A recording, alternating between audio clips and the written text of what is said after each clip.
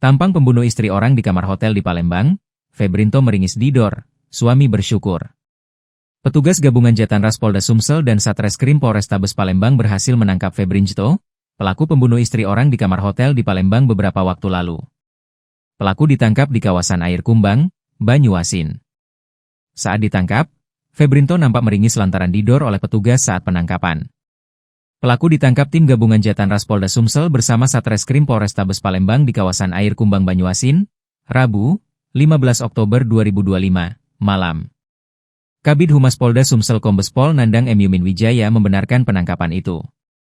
Suami korban, Adi Rodasi, 36, mengungkapkan rasa syukur dan lega setelah pelaku berhasil ditangkap. Adi juga menegaskan harapannya agar pelaku dihukum setimpal dengan perbuatannya. Sebelumnya terkait dengan pria yang terekam CCTV di lokasi kejadian, Adi Rosadi mengaku tidak mengenali sosok tersebut.